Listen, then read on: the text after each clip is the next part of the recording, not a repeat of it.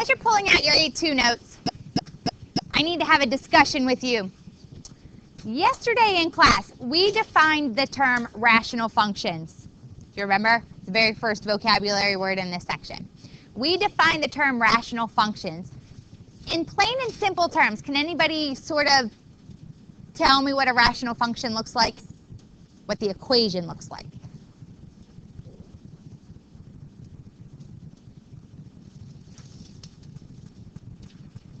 It's not a test. If you have to look in your notes, you can't. Go ahead, Lauren. Something like that. That was our inverse variation rational function. So if I said specifically inverse variation, then yes, you would be correct, Lauren. That's not too bad. Y equals A over X. That's inverse variation.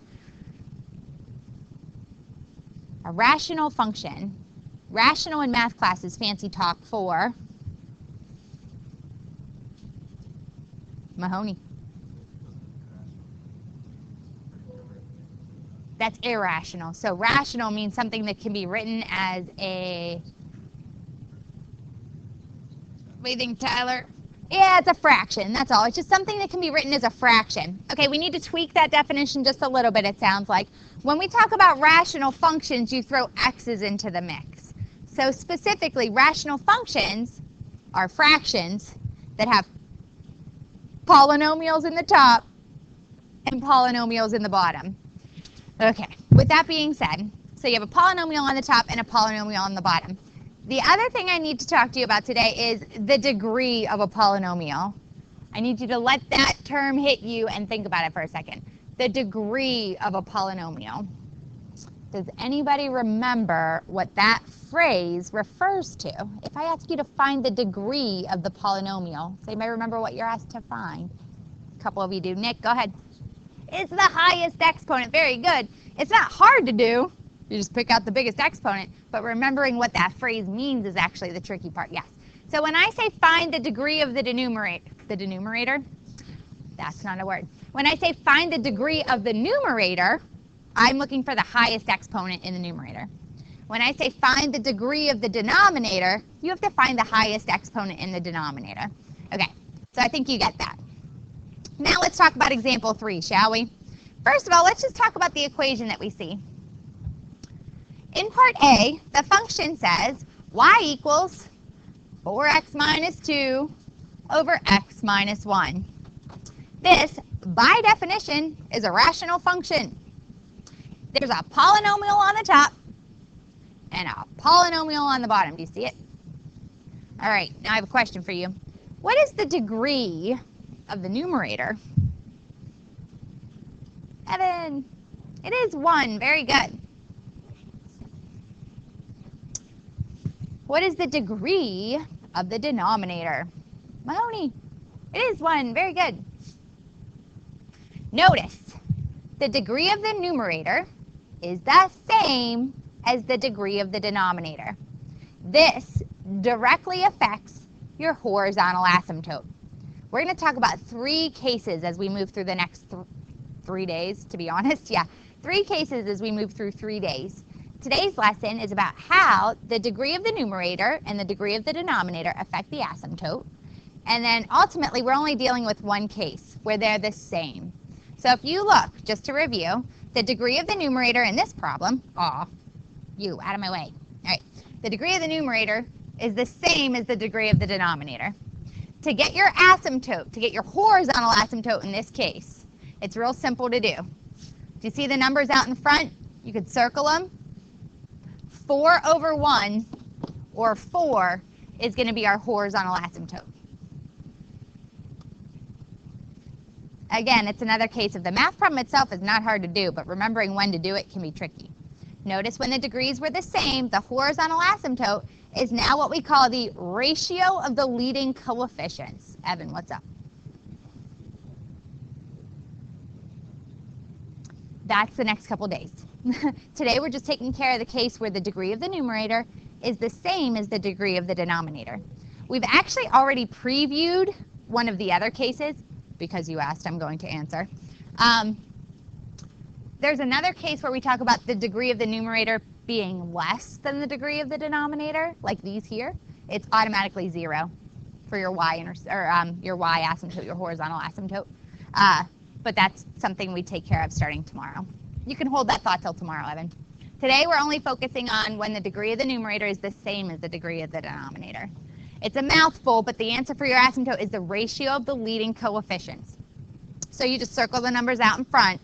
4 divided by 1 is 4. That's the horizontal asymptote. We're going to draw that in a second. Next, I got to go ahead and find the vertical asymptote. Remember, these take place in the spot where x can't be. So if you look, I see x minus 1 on the bottom of that fraction. What is x not allowed to be? Ooh, I heard it. Ooh, x can be 0 for this one. Yeah, I can't be 1. If you let x equal 1, that's going to make 0 in the denominator, and we just talked about yesterday you can't have that. So the process for today is still the same. You know, step 1, you got to find your asymptotes. The horizontal asymptote is the one that's just a little bit different today. Okay, so now I'm going to go ahead and draw these in. What's that? Oh, that's homework. Okay, so I have a vertical asymptote at x equals 1. And I have a horizontal asymptote now at y equals 4. So 1, 2, 3, 4. So you draw them in as dashed lines and you label them, just like you did last night. Next, we make a t-chart, because we have to draw in our branches of our hyperbola. Now in this case, you know, you might have seen it when I went over Jake's problem with number 15. I always go ahead and I just take the vertical asymptote and I write error next to it. Kind of like my calculator would spit out at me.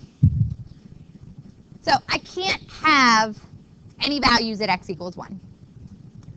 So now I just pick a couple of numbers that are smaller than x equals 1 and then a couple of numbers larger than x equals 1. Ideally, you know, you kind of want to pick some numbers that work out nice, you know, maybe some numbers that, you know, when you subtract 1 still would divide nicely into something that's like 4x minus 2. They actually picked some values for you already. Did you see them? So in your t-chart, we're going to do -1, 0, 2, and 3. So -1, 0, 2, and 3. I'm going to go ahead and give you a second right now. I want you to fill in that t-chart for me. I want you to find the branches for your hyperbola. So you do want to take a minute just to check to make sure that your graph is correct. As I walked around, it looked really good. Good job.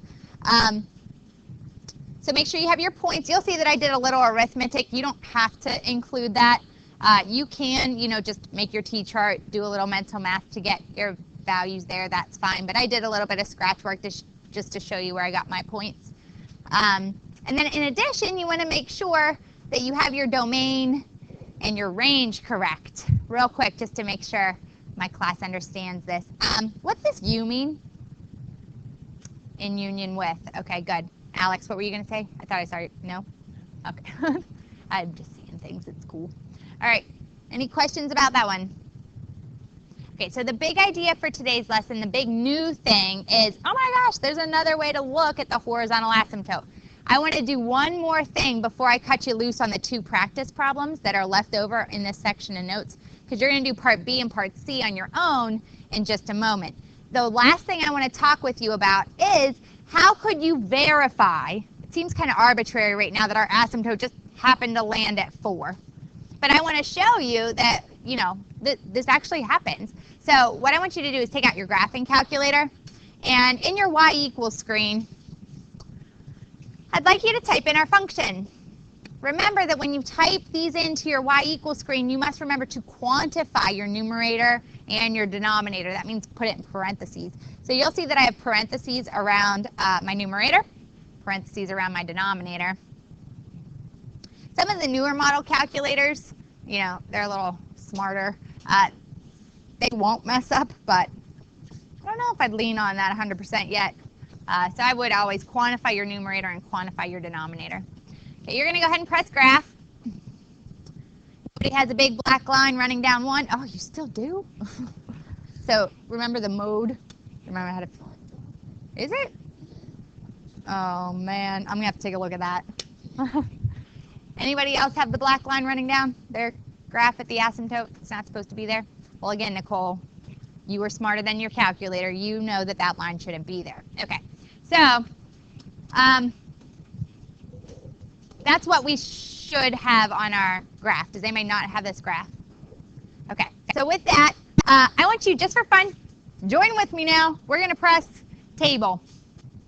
Make sure your table's starting at 0. Is anybody not starting at 0? Okay, now for fun, we're going to scroll. We're going to scroll down like we're having x head towards positive infinity. You ready? We're going to scroll down. And you just keep going. Check out those y values, my people. Check them out. What are they getting really, really close to, but not going to touch? Oh, good. Usually my calculator keeps going. I think it's going to. Oh, no, it's not. So, yeah, you see that as we trace out for a very long time, further than you'd ever want to draw out on your plain old Cartesian plane that you have sitting in front of you, you can see that we get really, really close to 4, but we don't actually touch it. Okay, we're going to go back to 0 again. Quickest way to go back is not to scroll. You know you can change your table setup. So you can go back to 0. And then we hit table. And now we're going to scroll towards x equals negative infinity. So we hit up to go towards negative infinity. And do you see those y values over there? What are they getting really, really close to? 4. Very good. But we're not actually going to get there. You could scroll for a pretty long time. Keep hitting that up button. So if you're ever curious and you're not quite sure if you have the horizontal asymptote correct, you could always just scroll out on your calculator. That number that your y value approaches is actually your horizontal asymptote. So that's a little bit of a tip for you.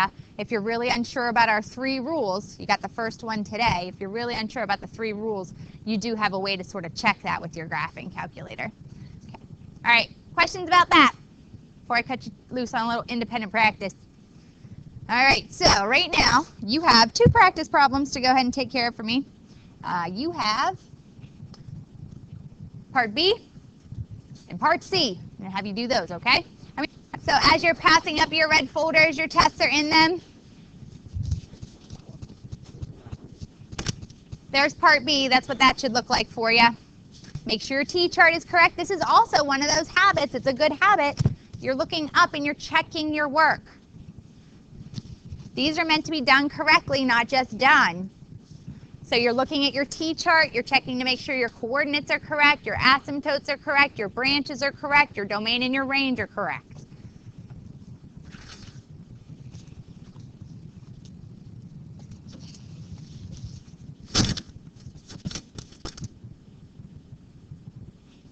Does anybody have any questions on B? As I walked around, it looked good.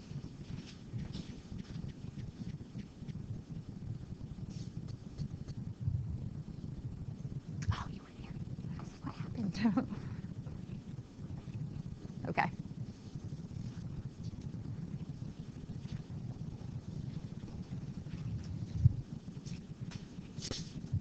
So there's part C for you. Again, the tricky part is picking out the asymptotes first.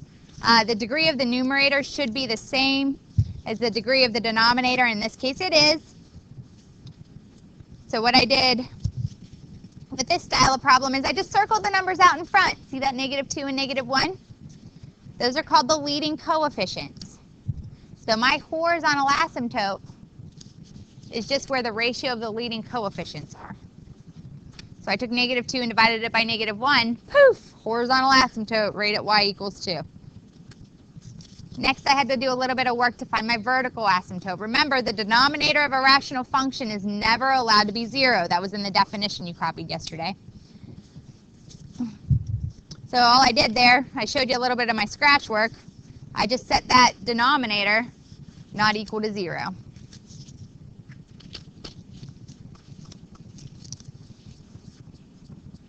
So when I solved my vertical asymptote, I added 2 to both sides, divided by -1. Poof! Vertical asymptote at -2.